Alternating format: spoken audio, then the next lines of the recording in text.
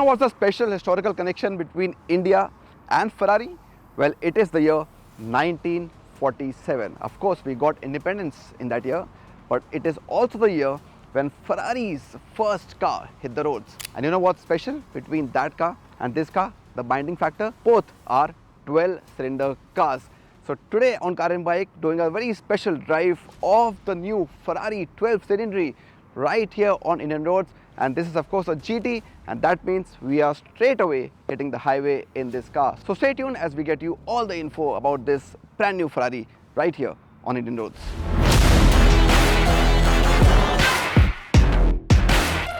12Cilindri, or quite simply the 12Cilindri, is essentially a replacement for the 812 Superfast. It's been launched in both Berlinetta and Spider versions. And what we have here is the former, launched in India earlier this year at a price of approximately 8.5 crore rupees ex-showroom. So without wasting much time, I headed towards the cockpit to see what this supercar has to offer.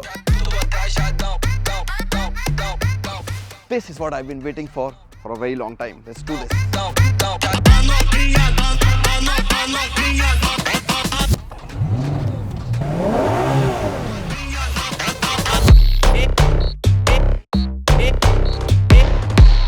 Moment I had been waiting for driving a Ferrari, and the 12Cilindri of course is one of the most powerful of the lot.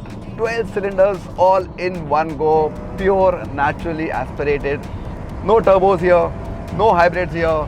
This is just the car to drive. The numbers are just insane on the 12Cilindri, of course. With such a big engine, a 6.5 litre 12-cylinder engine, you expect good numbers, but just sample this: 820 bhp of maximum power approximately, and around 678 Nm of peak torque. So it's all there for you to have a lot of fun. 0 to 100 is in under 3 seconds. You heard that right, just 2.9 seconds on the 12Cilindri. 0 to 100, and even 0 to 200 takes less than 8 seconds. So if you're out on the highway as I am right now and the speed limits allow, or if you're on a racetrack, of course you can go the full throttle. This means the drivetrain is more powerful and torquey than the one seen on the predecessor, which makes you wonder how much more can be squeezed out from this setup. The acceleration figures remain similar though, and so is the top speed at 340 km per hour. Absolutely mad, absolutely mental, and of course I'm loving the exhaust note here as well. Our regulations have ensured that sort of decibel levels have gone down on the newer models of brand.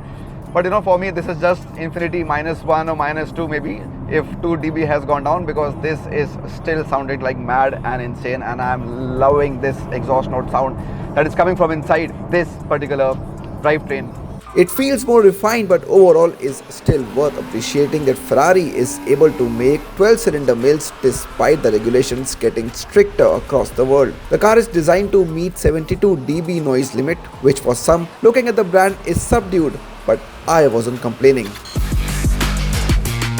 I think the star of this car is this 8-speed dual clutch gearbox, because I don't think I've sampled a quicker shift than this particular car. It is just so fast and responsive. You don't realize when that happens. Even when driving on manual mode, I'm shifting gears. The quickness with which the gear shifts happen is really cool.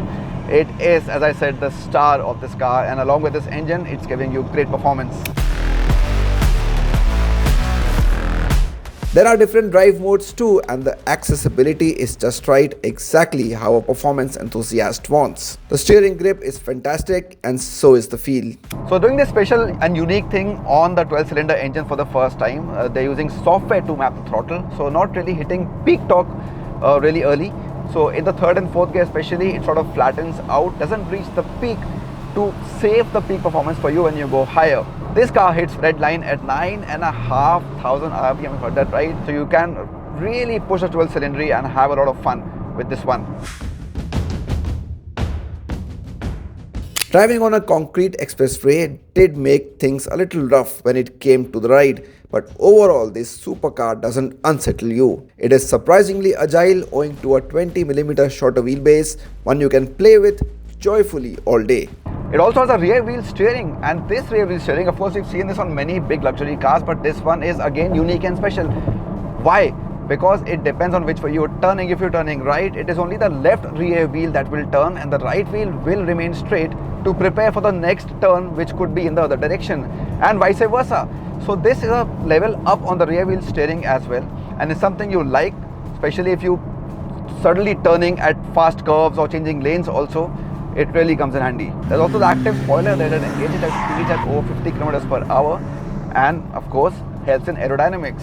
A practical feature is the nose lift, which helps in countering nasty speed breakers. Press a button on the touchscreen and the nose height goes up so that the car can pass through. You still need to be careful though. Now the world is changing, Ferraris are changing, and you get ADAS functions now on many cars from the brand. The 12Cilindri also gets it, and it also has adaptive cruise control, which is nice. But look at the speed, look at the power of this car, and following any other car and adapting to speed of that car will not do justice to the 12Cilindri. Still, for your safety, that feature is there on the 12Cilindri. In a car that's meant to be driven at high speeds, ADAS functions need to be a little more intrusive, and that is exactly the case with the 12Cilindri. However, as a driver, it doesn't really bother you, but just keeps you secure. A front hinge bonnet has a special charm, and I loved how the tires reveal themselves once the hood is opened. Now this really is a car that is paying tribute to a lot of cars from the brand Ferrari over decades, and this will remind you of course, a lot of cars from the brand, but this is a design that really grows on you. So when I first saw the 12-cylinder in pictures, maybe I didn't like it so much, but now spending time with the car, I'm loving every moment of it. And so many cool design elements. Of course, you see this difference between where the cabin is and where the nose is. This one is really long. Maybe a small car can fit into this much space. It's really cool. Nice big 21-inch alloys with those calipers. You can of course choose your colors what you want. But what I really like is the front. It is really cool.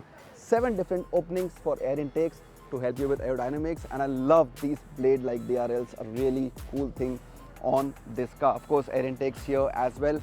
Really nice. And the proportions, somewhat unique, maybe you haven't seen on a car before. Around 4.7 meters long but 2.2 meters wide. Won't really add up on one particular car, but looks beautiful on the 12-Cilindri. There's a lot more to like. That black nose, which takes inspiration from the 1968 Daytona. The color of the car may change, but this black look stays as it is. On the rear, there's an oversized diffuser and dual twin tailpipes, a signature of 12-cylinder cars from Ferrari. Then there also are frameless doors with soft closing function. So how is the cabin? Of course, a really important factor is how you feel when you sit inside the Ferrari 12-Cilindri. And look at this, carbon fiber sports seats. You have a lot of options in terms of colors here, and of course different looks as well. But these ones on a GT, you tell me if they suit perfectly or not. I like how they're finished, really cool. What I also like is that there's almost a separate compartment for the front passenger. So look at the design here that I get in front of me as a driver. This sort of individual cockpit. Something similar for the passenger as well, and the passenger also gets a separate screen, an 8-inch unit that also gives info like a rev counter and G-force to make the passenger feel more a part of the drive experience. That is really cool. A 10.25-inch touchscreen system, low slung but looks nice in a car like this, in a sports car. Wireless Android Auto and Apple CarPlay, lots of information is there as well. Not too many physical buttons, so some of you may not like that, but look at this, a big 15-inch digital cluster. Of course, it is really important in a car like this, and Ferrari is giving you that. Steering wheel, a lot of carbon fiber, a lot of buttons, a lot of controls. You love that as a driver, really cool. You also have a wireless charger, and you also have a 15-speaker, 1600 watt Burmester sound system. So talk about tech, talk about luxury, talk about premiumness. Ferrari is giving you everything in the cabin of the 12-Cilindri, and I just love that. The dual cockpit design is inspired by cars like the Puro Sangue and Roma, and this is the first GT without an analog cluster, marking another shift in the brand strategy. It's just a 2-seater of course, but being a GT, the boot space, which currently stands at under 300 liters, could be larger. Is it the last of the dying breed, the 12-cylinder engines from Ferrari? Well, we've been hearing that for years, but you know, I'm getting that feeling that the name itself might give a story away. It is called a 12-Cilindri, and it just may be the end of this fantastic series of 12-cylinder cars from the brand. We hope it is not, but for now, we will enjoy and savor this car. This is what petrol heads want. No turbo, no hybrids, a pure, naturally aspirated, big, powerful engine. I love spending my time with the 12 Cilindri. You let us know how did you find this video and what do you think of this car from Ferrari. Thank you so much for watching.